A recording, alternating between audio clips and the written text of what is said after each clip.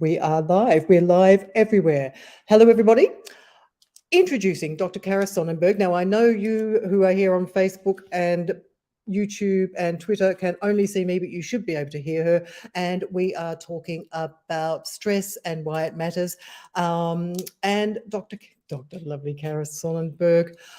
There are different types of stress, aren't there? So why does it matter? Why do we need to deal with it? What are the different types and why does it matter?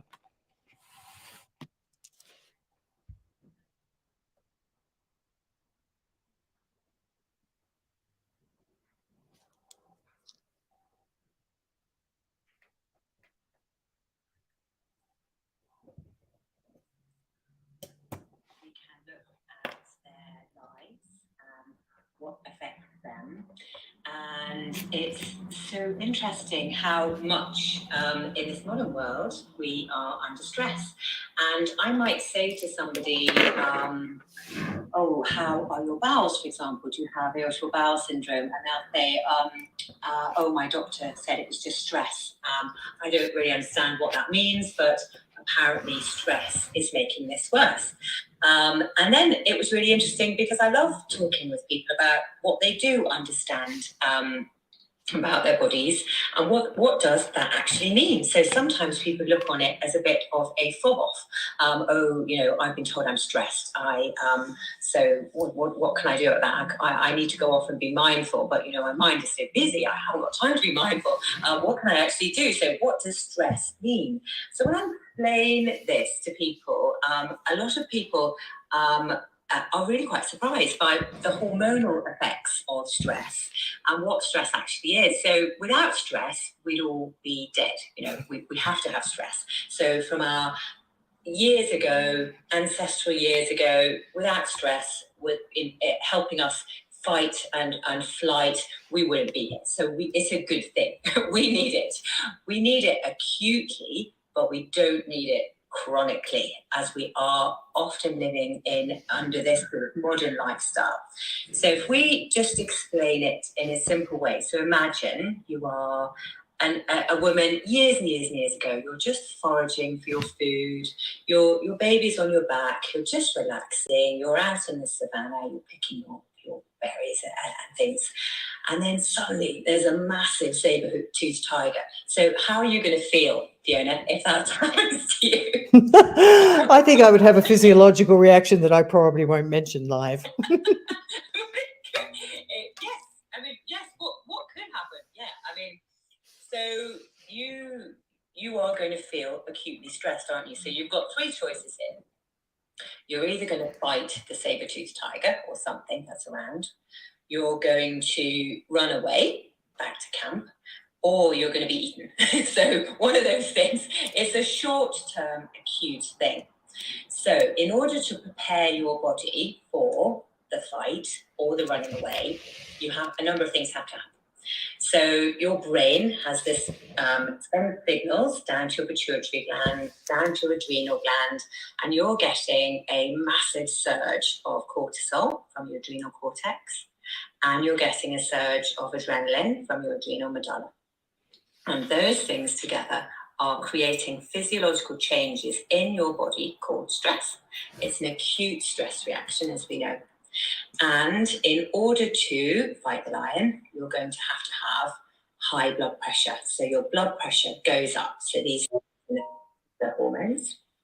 You're then going to have a release of blood sugar into your blood vessels in order to help give the energy to the muscles and to the brain. So we see a breakdown of muscle protein, for example, an increase in fatty acids coming from the adipose tissue, and we become insulin resistant. So that means that all our blood sugar is concentrating on giving us energy. So we've got energy for the brain, we've got energy for the muscles, so we can run. Pupils are dilating. We've got an increase in breathing rate, so that we are ready to go.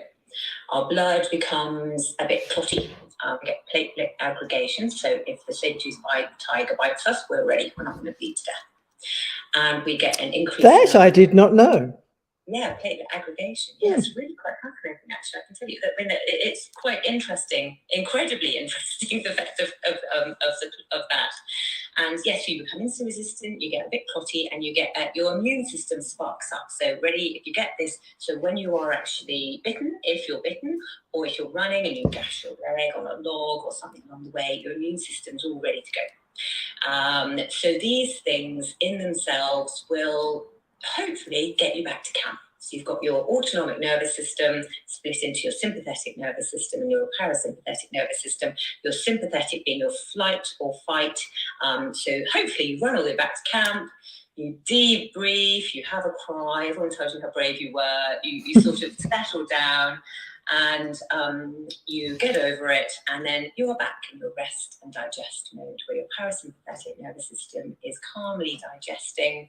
And during that time, all your function is kept on surviving. So blood is diverted away from your gut. So people often say they feel quite sick. They might have diarrhea. They might actually have diarrhea during the time. That's why you get this. You're so stressed, and people go, "Oh my God, so uncomfortable," and because the hormones have an effect upon the body that diverts all your living responses to survival. It's not bothered about anything else going on. That's not what's happening. You don't need to digest your food when you're pelting it towards the camp. You need to be running.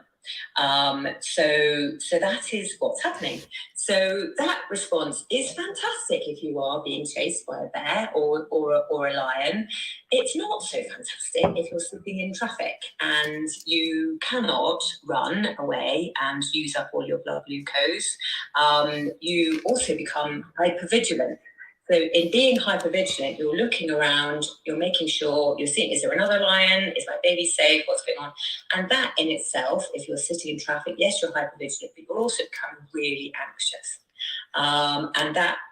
So actually the effects of the high cortisol and the high adrenaline create this physiological effect, and it's not good for us to have this constantly. So it's really good for us to have it acutely because it can increase our memory. So before an exam, a little bit of stress is great. Before you need to function when you're actually doing a talk, a little bit of stress is great. So stress is the release of those hormones. But it's so bad for us. It's almost linked to every chronic illness, stress. And actually, on looking at it, stress can actually, when they say stress can kill you, if you died because of stress, that actually is because it can mount a sympathetic nervous response and a parasympathetic nervous response. And that parasympathetic nervous response slows your heart rate down to the point of it stopping. Great. And you can actually have a cardiac arrest because of that. So I was reading. And it can also affect your immune system to the point where it can affect your immune system, your T cells, your killer cells, and it can increase your risk of malignancy with these high levels of cortisol. So we really do have to, it can affect your insulin resistance. So as we said, you become insulin resistant to try and keep all the blood sugar in your blood vessels. So if you're insulin resistant, and for example, as we know, when we go through menopause, we do become more insulin resistant. One of my loves in life is metabolic sort of changes that happen in menopause. So if we become more insulin resistant, then we increase our risk of weight gain. So stress can actually cause us to gain weight. So it affects our sleep, so that will affect our ghrelin and our leptin hunger hormones. So all in all, chronic stress, there is no place for it. We need to try and delegate, and we really do, for the sake of our health, our metabolic health, our cardiovascular health, our brain health, our memory.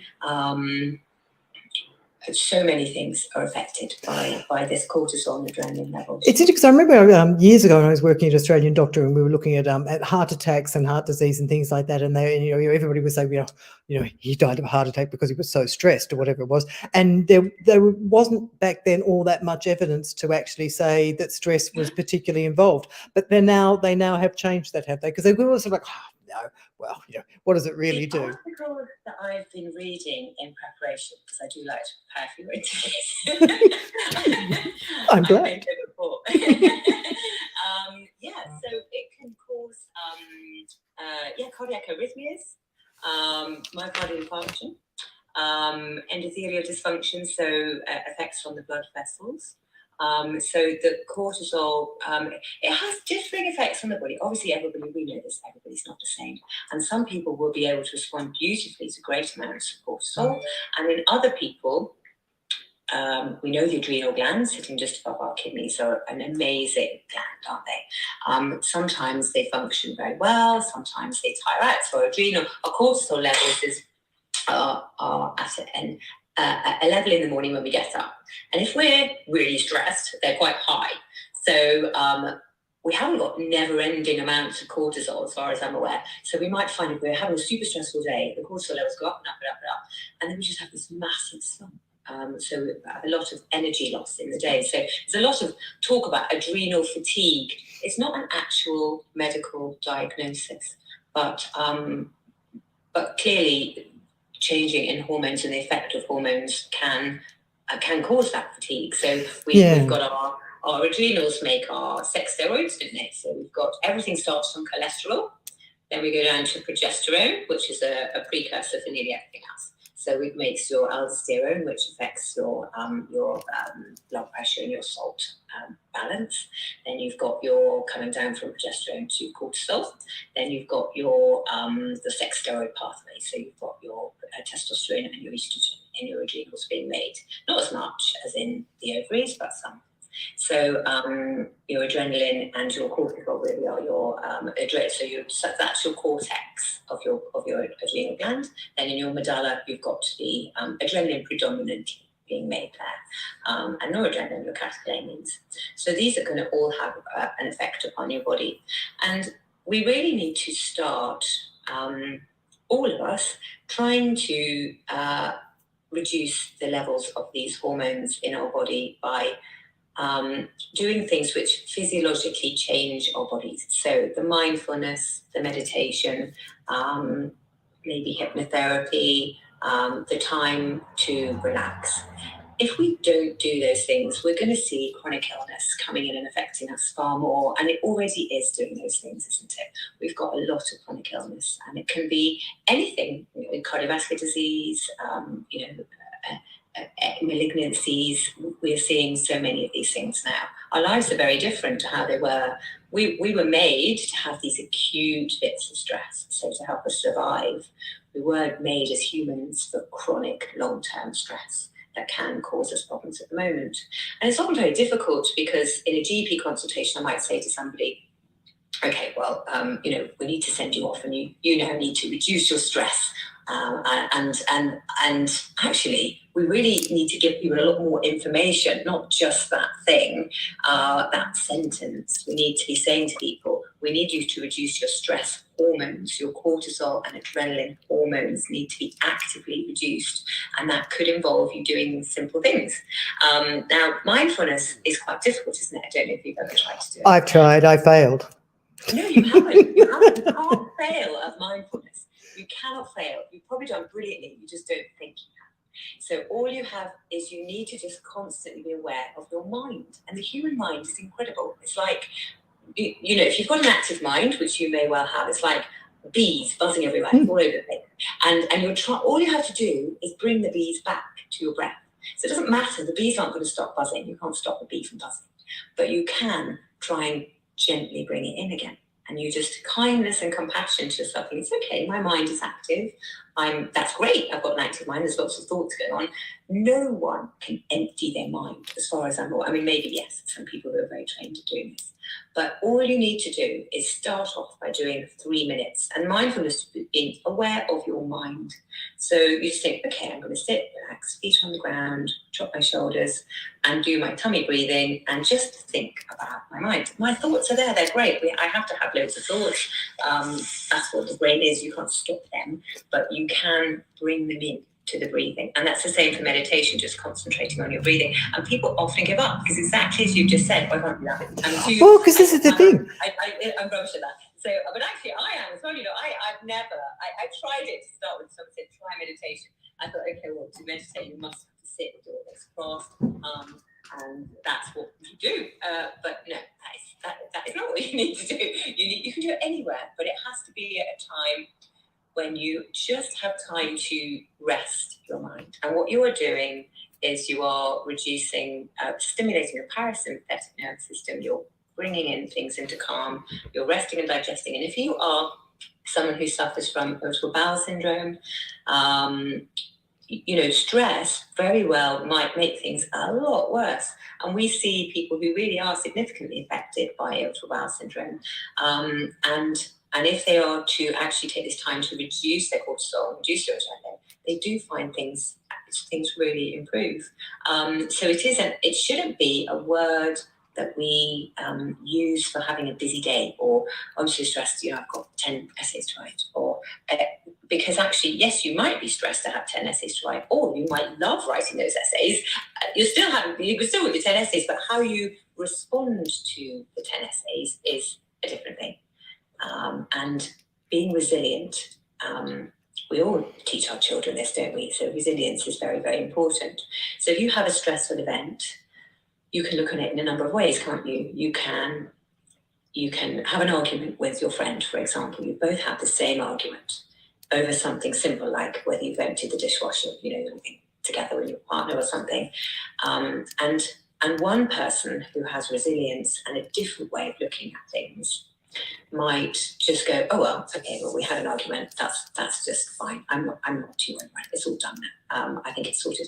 And the other person who has a different reaction to the argument might well have high levels of cortisol, high levels of adrenaline. Then resilience may be lower because of something that's happened in their past. And they may have a totally different reaction to that same argument and still be harboring worries about it quite a few days later. So how we respond to things and our resilience and our ability to reduce our stress hormones is actually really much more important than I think we realise. You mentioned a couple of things in there, resilience and breathing. So let me start with the resilience first. Have we lost our ability to be resilient in some ways? It seems like we don't seem to be as resilient as we used to be, or am I just being overly critical? Well, I'll leave it at that on that one first, and then come back to the breathing in a second. If we don't feel like we're bouncing back the same way as we used to before, what can we do to build our resilience so we don't get so stressed out about, whether or not I had an argument about emptying the dishwasher? Yeah. I think that's a brilliant question. I think communication is one of the most important things that we've got, and support. And many people, in my experience, don't like to admit that they are under stress. They don't like to reach out to people who are really close to them. And I don't know why that is. We've stopped doing that as much as we maybe used to. I always speak to people. This is a constant thing throughout my 20 years of general practice, and saying, why haven't you talked to your mum, your friend, or whoever it is? Why aren't you doing that? And I know that for some people it's not possible, and actually it would be able to put them at risk to do that. And some people prefer to speak to a professional or somebody that they don't know, and of course that's completely fine. But many people just go, I don't want to worry them. So I have people sobbing in my room, absolutely sobbing, and it's heartbreaking. And they just simply don't want to talk to people. But I think communication, or to people that, and I will say, would you, if your friend was feeling like this, what would you want them to do? What would you say to your friend? And we need to be kinder to ourselves and realise, yes, things are happening. We all have external stressors in our lives. We can't stop those things from happening. But we can maybe change the way we react by looking at each other for support. We can talk more. We can find out information. And if we have that support, it makes such an enormous difference. And so, for example, if I was really stressed, I probably, I'm because of the sort of person I am, I might talk to some people about it, but I'd be quite choosy with who I spoke to about it. I think it is a personal thing. But if somebody was to say to me, oh, if my daughter was feeling stressed, would you want her to talk to you about it? I'd be like, of course, I'd be devastated. She didn't tell me. Yes, so I would have the kindness and compassion and empathy and love and adoration and all the support for her. But often we don't give that quite back to ourselves. So we don't treat ourselves in the same way. So I think we need more kindness and compassion to ourselves, and we need more empathy for ourselves. And we need to communicate better, and we do need to look at our lifestyles. So the things we're putting into our body is important. The things we're prioritizing our sleep is important. We need to look at the stress, the mindfulness, the meditation, the sort of other ways to reduce stress. We need to be very aware of life now, because there's so many things coming from everywhere, aren't there? I don't know about your life, but mine is there's email, there's phones, there's beeping, there's sort of the phone going. There's a child who, I thought today I woke up with a prime example. I looked out at the snow and it looked beautiful, and I'm in bed and I'm going to have actually a really lovely day today. I'm feeling great. I'm going to have a lovely dog walk. So anyway, I get up and I have a phone call from my son who says, I think I'm going to be sick. I was like, oh, okay, right, the traffic's going to be terrible because there's loads of snow. How am I going to get him home before then I've got all these things coming in at me. And I was thinking, no, today is not the day to get stressed. I'm not reacting. I'm going to be fine. So I'm going to bring in these things. I'm going to send him coping strategies, pick him up from the station, bring him home, send him to bed, tuck him in, do the things that I would want to happen to me. But on some days, particularly if I was perimenopausal, that might have been too much for me, and I wouldn't have been able to react in a positive way, and I might have catastrophized. I might have thought, oh God, I can't cope with this. This is horrendous. Why is everything such a disaster? And I might have cried, and I might have, my blood pressure would have gone up. I'd have spent the whole day feeling like I just couldn't do it. And so it depends how we are in ourselves, doesn't it? So in perimenopause, we know emotionally we're so affected, potentially, not everyone. And we know that cognitively we can be affected, or processing can change, we can't remember the things, or confidence, our ability to enjoy life changes. So it's all very well saying that on a good day you can cope beautifully, this is what you should do, go away and be mindful, you'll be fine. But that's not what happens to everyone, is it? So, and particularly when you've got a difficult day and you've got your perimenopause and your symptoms are really terribly affecting you, that's when you probably do need to reach out to somebody for support, and you really do need to up the efforts you make to try and reduce those cortisol and adrenaline levels. I think in there are a couple of things in there that you mentioned as well that are important. The catastrophizing, which is a very common symptom of people under stress and really doing. And I think a lot of that is I know because I've got a number of people who are very close to me at the moment who are going through an awful lot of that. And I often find it's about things that they can't control. So is there something where you actually sort of say to myself, this is something that's actually beyond my control, so I whatever happens is going to happen and I'll deal with it later. Does that kind of thing sort of help, or how do you, if you are catastrophizing, how do you pull yourself out of that? I think that's a brilliant question. I think you do need to think. I think if you can say, look, I cannot control it. I am stuck in this traffic jam. It's going to take me 2 hours to get home. I'm going to be late. My son's waiting at the door. He's got no key. I left the thing, something bobbling on the hob. The house is going to burn down. I mean, that's a big one. Those things actually could happen. But you have to just think, can I change anything? I cannot. So I'm going to have to just accept that this is happening to me, and I'm going to have to just breathe and let's look for the positive things that could happen. We did this brilliant course at work. We all went, and it was about being above and below the line, and it was about so below the line, we're all in it together. We're having a good moan because we feel better. We quite like that. Well, I think we do. I'm saying that. I'm generalising grossly. We quite like to have a good moan, don't we? Sometimes we're like, oh, this is horrendous. Yes, are you feeling that too? Yeah, it's just terrible, isn't it? Having a good moan. And then we've got to think to ourselves at some point, right, we need to rise above the line now and go, okay, let's accept, given that we feel terrible, given that this is happening to us, how can we put something positive into this? Okay, given that this has happened, I'm stuck in snow, there's nothing I can do, I've got to be here. I'm actually going to just switch the radio on and make the most of my time and listen to my podcast, which I really enjoy, or something. I'm going to phone my mum, I'm going to phone my sister, I'm going to just actually make this experience not as hideous as if I sat crying and all my stress response is there. I'm actually going to try and actively lower that, which I think is something that is helpful. Absolutely. Is this a relative of yours, Thomas Sonnenberg? Hello. Yes. So I'm a relatively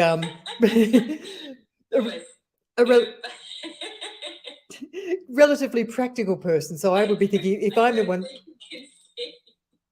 No, if I'm sort of, if it were me that was sort of stuck in that situation, so let's stay still the car thing, you know, I'm going to be late for work, I'm stuck in the snow, I can't get out, as you said, the son's at home, can't get in with the key, all those sorts of things.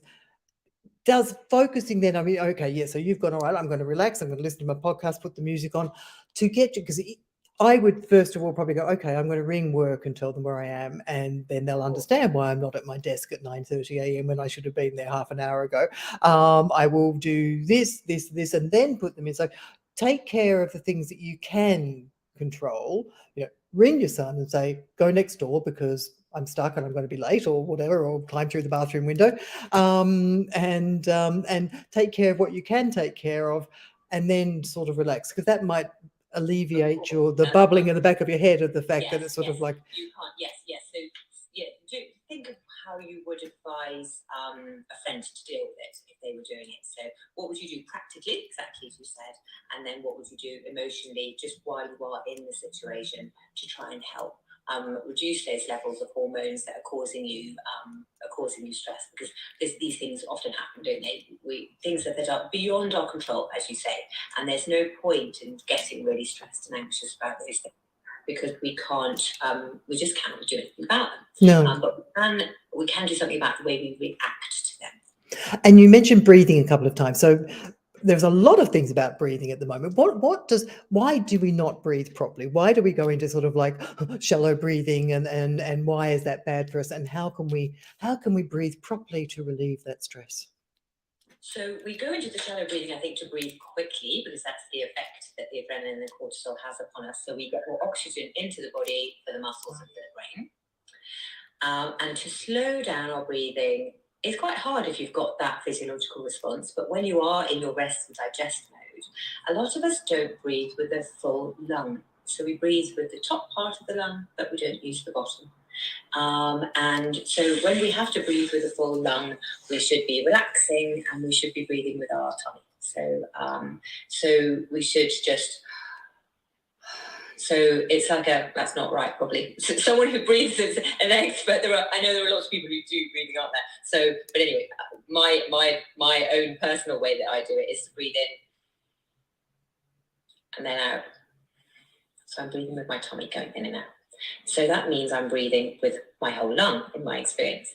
And I'm so stressed, I'm sort of not just panting. I'm not, because if I'm not breathing with my whole lung, I'm not getting the full effect of my lung, which is an incredible organ, isn't it? It's bringing oxygen into my body for me to live.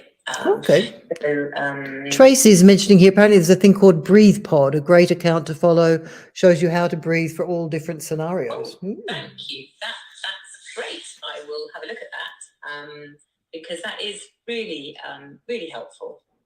Gosh, people have got the most brilliant. There's some incredible things out there, aren't there, to help us, to support us, to remind us to do our pelvic floor exercises, the squeezy app, to remind us to breathe. The things that we really need. These things. These are brilliant. Thank you. Yeah. Another thing that actually, because maybe it was, working for the ABC many years ago, they used to send you on courses for dealing with post-traumatic stress disorder if you've been to nasty places. And one of the techniques that they had was a tapping technique, where you'd imagine yourself in your happy place, and then you sort of, you cross your arms and you sort of do this tapping thing, and you sort of imagine yourself yourself in your happy place. And then when you get into a very stressed situation, you can basically just cross your arms and go sort of like that, and it takes you automatically to your happy place, which is, it's amazing how strong the mind can be at those kinds of A lot things. of people tap their wrists, don't Yeah. and actually, I've got this great aromatherapy, tissue aromatherapy sort of smelly thing, pulse point thing. And actually, I love that. I love using the senses to relax. I just think it's incredible. So I just pop it on my wrist when I'm feeling a bit stressed, use it on the flights, give it to my daughter. I mean, I'm always giving these to people because I just think they're so good. They're really calming because then you're concentrating. You're taking your mind away from what's around you and you're concentrating on something different. So you're concentrating on your pulse point. So you're concentrating on the smell.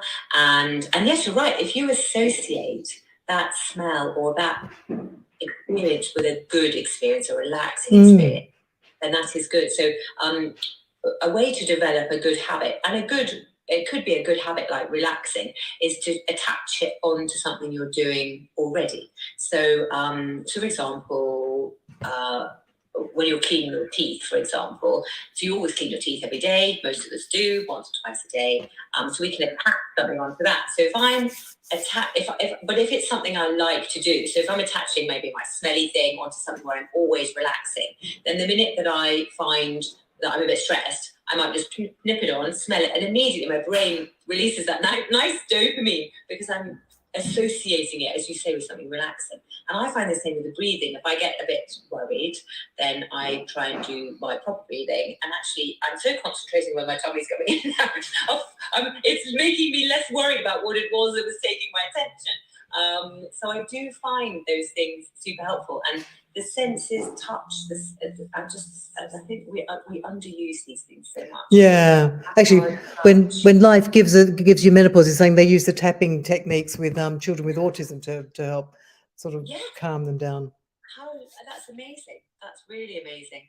Yes, and yes, I've known people that use that, and it's so good for exams as well because nobody really knows you're doing it. It's sort of tapping away, and it's bringing that sense of relaxation. And you may need a little bit of stress for exams, but when you feel that, if you look at the paper and you think, "Gosh, I'm so anxious, I can't actually see the paper," then that's the time you need to be thinking, "Okay, pen down, just relax for a sec. I'm going to just bring my hormones back down, actively, physiologically change the changes that are happening in my body, and I'm going to just use my techniques, whether it's the tapping, the breathing, the smells, whatever it is. I'm going to use those things to try and physiologically change things." So it's not, I think that it helps to look that you are actually doing something in your body, changing your blood pressure, your blood glucose, your breathing rate, doing all those things to reduce hormones. You're actively doing something.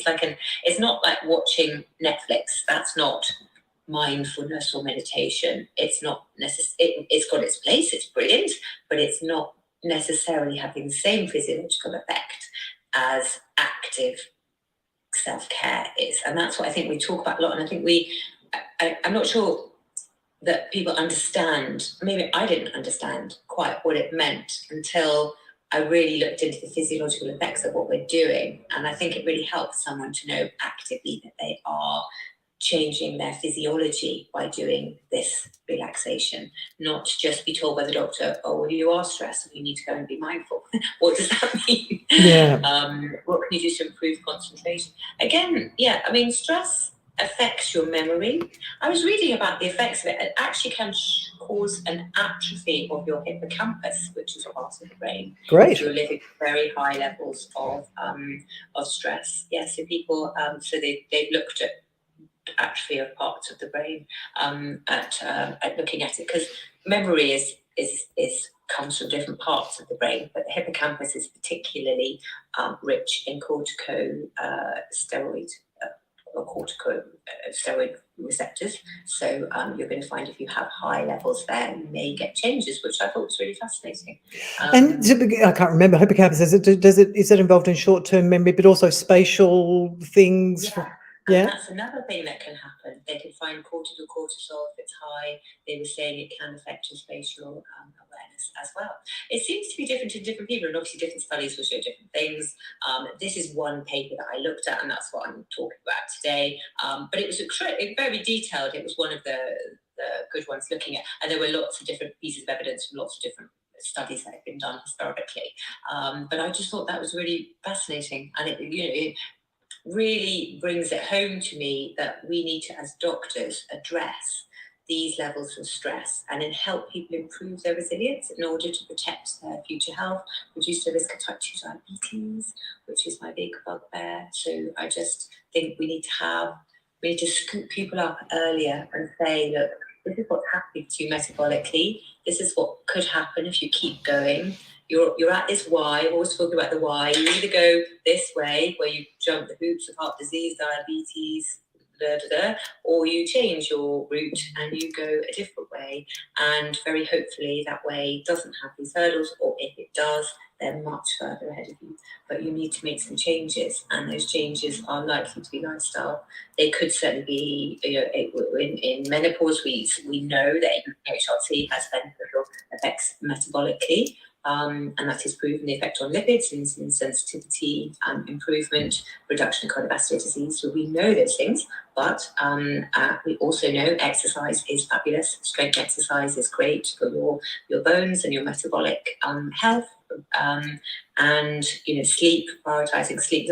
The more we read, the more we know that we simply need to just step back and regroup and look on our lives as with resilience, with support, with compassion and kindness to ourselves, so that we can reduce our risk of future illness, because we are seeing such a massive.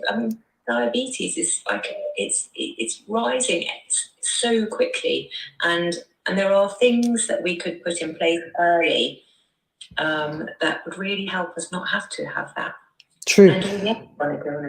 There was a question back here from the very, very lovely Anita, who was asking, are there any supplements that can help reduce stress? Now, there are ones that are often advertised as being reduce your stress levels, reduce your cortisol levels, those kinds of things. And they often feature things like ashwagandha, ginseng, I can't even remember now. Ashwagandha. Okay, so I am not knowledgeable about this. So I don't know is the answer. But I'm going to say, having read about ashwagandha, that is one of the reported benefits of it, is to reduce anxiety and stress. However, I simply am not educated to give advice on it. So, but certainly, I always say to people, if they want to find out about that, it's really good to talk to somebody who's really, really educated about it, because they will understand the effects on it for you, and the effects for your body, because we're all a bit different. From the studies that I've looked at, there are a lot of, if you were talking about gold standard evidence and then the bottom rung, there are a lot of very small, not particularly well done, the double-blinded, randomized, placebo-controlled trials, not a lot. There's a lot of sort of, ones of like we gave them for 12 women, and they sort of reported that they felt better after taking it. So, I mean, I don't know. I would probably be sort of thinking, well, I mean, if it does no harm and you've got no contraindications, why not give it a try? And if it helps, then yeah. I mean, there are other things, aren't there, like CBD oil. What about CBD? That's the other thing that gets the big sort of got to try it. Yes, I find that very interesting. Yes, speaking of that, it's. Have you got something? Somebody has sent me something. I don't know what you guys think, whether or not I should put them on the website or not, because I don't know. But somebody has sent me this brand, Biogenics. They've sent them to me and said, would I put them on the website? And I did give some to my husband, and they're sort of like little, you can see he's finished most of the pack. So they're little gummies. So he said he didn't eat more than once, but over a bit. He said that they helped. So I don't know. I'm sort of like in two minds with those sorts of things. My whole raison d'etre is evidence-based stuff. But you're not going to find, and this is again my opinion. Okay, so you're not going to find the great studies on these now because of the nature of the drug. But as we know, so the CBD that we get is an isolate in this country. It does not come with its family of other cannabinoids or terpenes or flavonoids or the other lovely things that it loves to get on with, and there's no THC in it. as far as I'm aware. I don't think there's any THC in it, is there? Apparently not. So you're not going to get the effect that the other, when it comes in its entourage effect, you're going to get. But it does have some evidence for anxiety, and lots of people do use it for that. And the advice is to go slow and go in a small dose. And if you want to find out more about medicinal cannabis, then you can look at the Sapphire Clinic. They've got, if you follow it on Instagram, they have got a really great patient education site, which actually you can read, which is really interesting. I know we've talked before briefly about it. I haven't finished the Sativa medicinal cannabis course, but it is, I think, in Denmark, GPs are now allowed, I could be saying that somewhere in I think Europe, you're right. now allowed to prescribe medicinal cannabis. So it could be that things will change. And the thing that I think, my opinion, not evidence, that I think will be helpful is that when we're dealing with patients with chronic pain, it will be so lovely to be able to offer alternatives that are not non-steroidal and are not opiate-based, because of the side effects and because of the tolerances, and because then you end up putting people on gabapentinoids or gabapentin, and it's hard when people are on those drugs and they have lots of side effects. It doesn't help. And I don't, and it would be lovely to know more about medicinal cannabis. So certainly if you're looking at it, the Sapphire Clinic and Sativa, I think, are things that you can look for more information. And it really is a fascinating, the endocannabinoid system in our body with regulating homeostasis really is quite a fascinating area. But it is not, so what they've done is they've taken one CBD isolate, haven't they, out of it, and that's what's allowed to be sold in this country. But there are companies selling CBD. You just got to be super careful where you get it from. Yeah, because there's no control really over it. There's nothing. There's no quality control over it. Yeah. So you don't know if it's got metals in it. You don't know how it was extracted from the plant. So you have to ask the company that you buy it from. There's a number of details that you're supposed to ask them, and I've forgotten what they are, but there are a number of quite stringent details you're supposed to ask them about how they got it out of the plant and where the plant was from, and whether it's okay to take. And I simply don't know enough about it. Somebody did ask me to do a blog on it, and then I went off and did the course because I love knowing new things, and I still find it really fascinating. So yes, it's certainly something that I'm really interested about, but I'm not an expert. But there are people who really are much better. So if you look at the Sapphire Clinic, you'll be able to find it. Anita is saying that she's given up drinking actually, and that's because a lot of us, you think, oh my God, I'm stressed. The first thing you do is you come home, open the bottle, and have a good glass of wine. Absolutely, yeah. Thank you, Anita. That's really helpful. I did notice you'd written that. And yes, absolutely, should have mentioned that before. Alcohol is not great for our stress levels, is it? It's really, it wakes us up early in the morning. So what that does is mean we miss out on our REM sleep. And our REM sleep is quite responsible for our emotions. So the next day we're left feeling quite emotional, and our emotions are unstable. And it wakes us up with side effects like palpitations, and it's also, it's involved in our genetic pathway, and I'm trying to remember whether it speeds up the conversion of testosterone to estrogen. Yes, I think that's what it does. So, yes, so if you're looking in the adrenal gland, you're looking at whizzing along the testosterone to estrogen production. So therefore, it could have an effect upon your testosterone. Interesting. I'm remembering this. It's not something that I've looked at for a little while, but I know that it does have an effect upon lots of different parts of our metabolism, much more so than we know. Yeah, that's interesting, actually. When life gives you menopause, she was saying that she had a particularly horrible experience last week, but she sorted herself out by the looks of it with a candle, a face mask, and some mindful episode on Apple Fitness. Brilliant. So does Apple Fitness have these things? Yes, we need to be doing more of that. Nice baths and just things that we enjoy, we love to do, just really taking care of imagining yourself. So imagine you had a little dog, and the little dog is really, you've decided to... I'm just laughing because I have a very large German Shepherd, and a little dog would probably be preferable. Your dog was ill. I don't know about you, but I absolutely am in love with my dog. She is just gorgeous. So if anything ever happened to her, it could take me forever and a day to recover.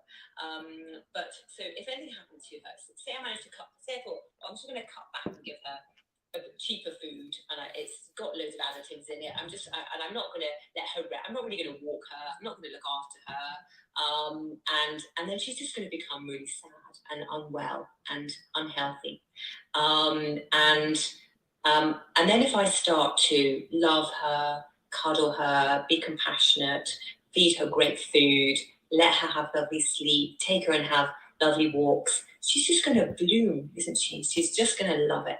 And she's going to be so happy, and she'll be so healthy. And that's what we need to do for ourselves. We need to think, okay, this is my body. I've been given this body. So I need to nurture it like I would another body. Like, imagine you're not in your body. You think, okay, I'm looking after this thing I've been given. So what am I going to do? Am I going to keep it up working till midnight? Am I going to get up at the crack of dawn? Am I going to run it ragged by being so stressed and taking on so much and never saying no?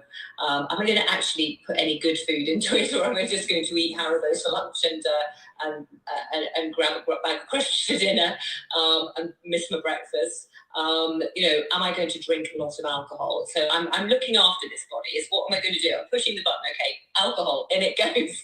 Right. Okay. Now I think we need no sleep. Let's push that button. Are we really going to do that? We're not, are we? So we would look after that with human compassion. We would look after it well, and we need to do that. We need to have that compassion for ourselves and sort of looking at ourselves going, okay, this is my body. I really need to look after this. There's no point filling it with a million currant buns and a Coke. As nice as that sounds. In terms of, if we have been doing that for too long, and we've got, the weight gain thing is a real issue, and you mentioned that we've got rising rates of diabetes and the insulin resistance. How do we turn that around? If we found, because there are so many of us, even me now. Literally, I'm going to an awards ceremony with the very, very lovely Anita, who was on here a moment ago, on Saturday night, and I've got one dress that I wore to the same event 3 years ago, and I thought, 3 years has passed, no one will notice. So I went to put it on, cannot even get the zip done up. So if we found that in the last few years, with the stresses of COVID, being sedentary, not eating as well, drinking too much, and being very, very stressed, that we have started to put on weight. And actually, I even noticed I had bloods done the other day, and triglyceride levels are up, all of these sorts of things. How do we turn that around? Just pure personal interest there, but but not just me, it's for everybody. I'm not the only one, I'm sure. No, well, I think, it's brilliant that I love having conversations with people who are exactly at that place, because I'm speculating when I say you're not diabetic. You haven't told me you're diabetic. You're not hypertensive. Yes, you put on a bit of weight. You're saying your lipids are changing. You've gone through the menopause, so your body's changing, and that's great. So this is brilliant. So accept the here and now with no judgment whatsoever. So we start the day with what is happening here and now, and you look at what you're doing just in your body, what you're putting into your body, what you're exercising, what your sleep schedule is, and how much alcohol you're drinking. And you do not tackle all of them at once. You don't go, right, okay, tomorrow I'm going to run 20k, and I'm actually then going to eat really healthily, and I'm never going to touch alcohol again. And there's no, so you make some little tiny baby steps. So what I find super helpful is a food diary. So you can just fill in your meals on your food diary. And then you look and change one. And that one, you see how you feel afterwards. So, for example, I'm sure I've had an amazing patient who was so amazing, who just was eating crisps, chocolate, pizzas, and that's it. There was no other food on the diary. And I was so happy that she'd filled the diary in, that it didn't really matter to me what was on the diary. It was just that she'd actually completed the diary. So we changed just one meal, and then she did her blood sugars after that. And then she realised how she felt after having some protein in the meal. And then she changed another meal, and then it became the whole thing that changed. And she gradually, in baby steps, approached the things that she needed to do. And that's what you need to do. You need to just write down where you are just now, and then start with baby steps approaching things. So when it comes to diet, if you have put on weight and you are insulin resistant, then in my opinion, reducing your carbohydrates is important, because that's only going to end up with you gaining more weight, because when we're insulin resistant, we more easily put our weight, turn our glucose into fat. So reducing your carbohydrates is important. Movement, positive mental support, reducing your alcohol, but not starting to think, oh, I need to now. Weight loss is a thing, isn't it? Because we actually want to lose body fat. You don't need to be worrying about. Everyone talks about, oh, I must lose weight, I must be thin, and then actually in the 1980s, look how thin people were, and now those women are at serious risk of heart disease and osteoporosis. So we need body fat. We don't need it to be around our visceral body fat. We don't need it to be around our organs. You can be metabolically healthy and be a bit overweight to look at. You know, we have this thing, don't we? Oh, we've got to be slim. I'm only going to be happy if I'm this size, or if I fit in this dress, or that's the only thing that's going to make me happy. You've got to learn to love yourself. No one ever lost weight through berating themselves through it. You know, they just didn't. You have to love what you've got and make positive improvements on what you've got to be able to change what you've got. And you could think, okay, but never think, oh, I'm only going to be happy if I'm wearing this, or or I've got to drop 2 dress sizes, because actually you could be metabolically pretty brilliant to look at, but you might not be in the dress you thought you could be in, but you could be metabolically brilliant in comparison to someone who is in the dress you'd like to wear, who's really metabolically not great and has loads of visceral fat around her organs. So you need to be looking at health as well as all the other parameters to it. So good health is incredibly important, and that's going to come with all the other things like the stress reduction, like the alcohol reduction, the sleep, the diet, the good food, the things that we know needs to happen. But Rome wasn't built in a day. No, that's true. Although it looks like Anita did do it in a day. She stopped eating cakes. She stopped her cola. She's given up drinking. She bought herself a Peloton. And away she goes. I, however, am tackling things in much smaller bites. I'm cutting down on the alcohol. It's the portion size that gets me. I love to cook. I cook a lot. We eat well, but we eat lots, and that's it. So it's very interesting you say that, actually. So carbohydrates don't give you fill you up. They don't give you that satiety hormone, whatever it is. They just simply stretch your tummy. So a lot of people use hunger, and they only think they feel full if their tummy is stretched. So what they haven't necessarily thought about, and I'm the same, I'm not saying anyone's different to me, is, do I actually feel hungry? So if I have a high protein meal, it takes me a long time to digest it, which is great, and I don't feel hungry for ages. Because protein takes a long time to digest. My blood sugar is lovely and stable. I haven't had this massive whiz of insulin, and good fat as well, aren't going to give you this massive surge of insulin. Carbs, I need to eat quite a lot of pasta to fill me up, and literally within an hour, I'm like, oh my goodness, I'm starving again. So unless you get this, your blood sugar stable, is really hard.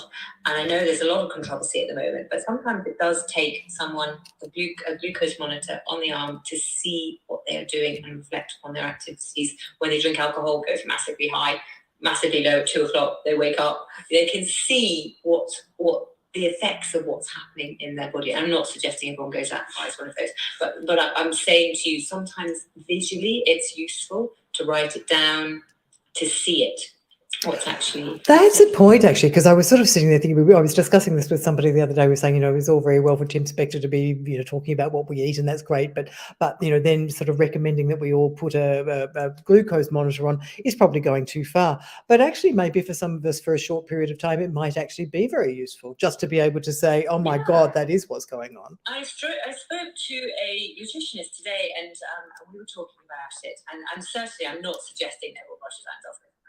But for some people, the visualization, it doesn't have to be a glucose monitor. It can be a blood glucose check, or it can be a blood pressure check, or it can be how do you feel check, or, it can be, it's okay, you've had this protein meal. How do you feel now? Now you've had all these, and how do you feel 2 hours later? And how do you feel 4 hours later? And now you've had this high carb meal. How do you feel now? How do you feel 2 hours later? How do you feel 4 hours later? Have you eaten again? When did you have your carb or your sugar crash? So it doesn't have to be a glucose monitor to do that.